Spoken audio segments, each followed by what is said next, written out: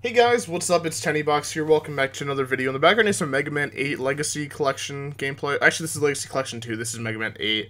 I believe there's 7, 8, 9, and 10. I've been Let's playing it on the channel.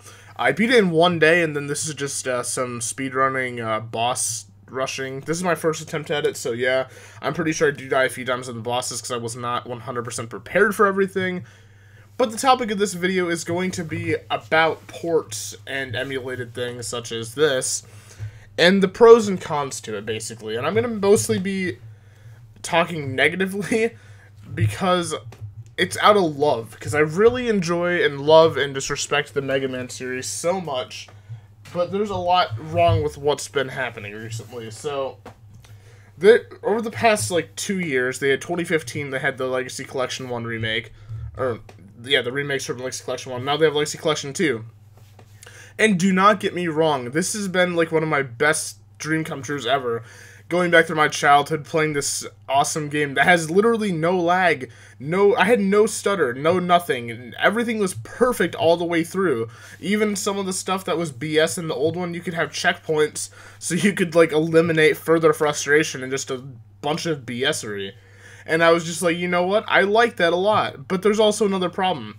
We don't have any new Mega Man games, and you could say that Mighty Number 9 is a Mega Man game. I haven't played it yet, and yeah, it was made looking exactly like Mega Man, but it wasn't Mega Man. And here's what I honestly believe, and this is about more than just Mega Man, right? Because you have a lot of things that, I think it was Sega that's been doing a lot of stuff on the iPhone versions. They've been bringing stuff to iOS, and I believe Android, such as Crazy Taxi, Sonic, and stuff like that for free, and then you can pay for ads. That is completely fine in my opinion. So you have it for free and then you can pay for it with ads. For a phone version of a game, that's actually pretty cool.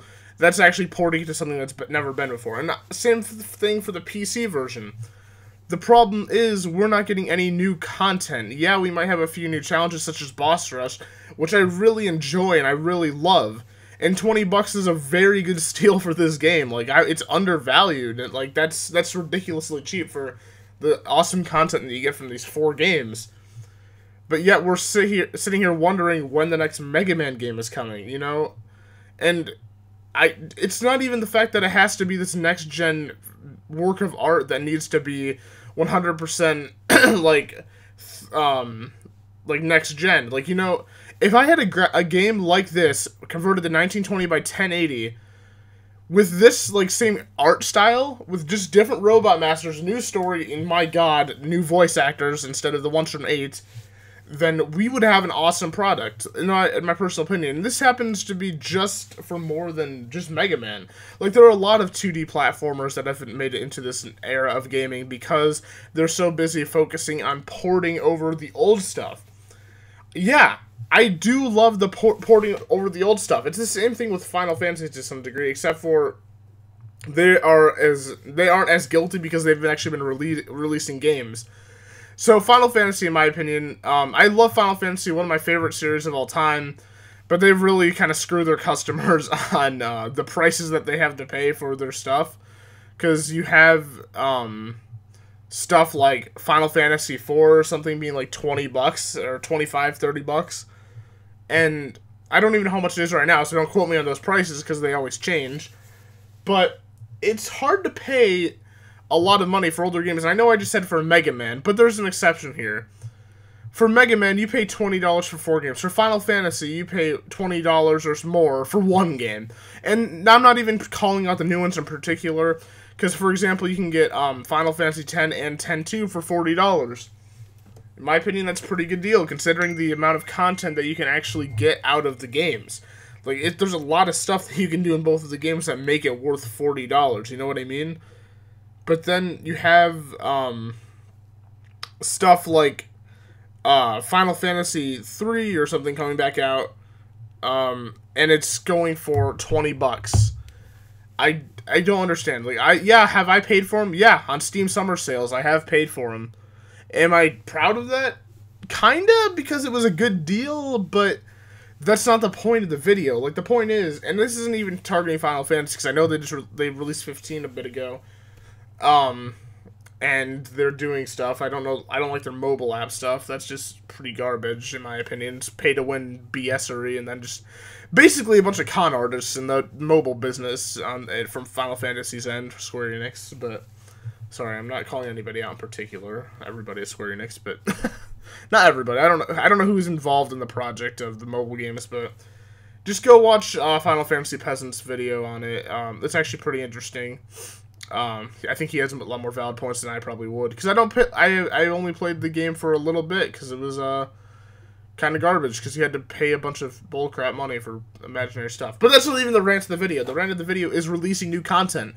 Can we just not get even if it's a remaster? Like, I hate saying that because I don't like remasters to a certain extent, because they've been so convoluted in the gaming era. Like, you have the only HD remaster so far that I've played and I've really enjoyed was Final Fantasy X, because they completely redesigned like the look of the game based on like every single environment, the music. They redid all that stuff. They added new stuff that was in the Japanese, or was it Japanese version? I think it was Japanese. No, it was the international version, not Japanese. But I think it was exclusive to Japan. I'm not really sure. Maybe it was everybody but America that had it. I really don't know the details of it, but remastering stuff and porting stuff is only going to get us so far as gamers. Yeah, I loved my time playing Mega Man 8, and I'm so glad that they brought this to PC. But I would love to see a new Mega Man game in the style of Mega Man 8, or even any other Mega Man style. Like, just have this simplistic style of games, which wouldn't be hard to make at all, you know, considering how old this game is, and it's still prevalent today and relevant. I'm actually enjoying the crap out of it still to this day. Like, I played that game as a kid, and people are still playing it.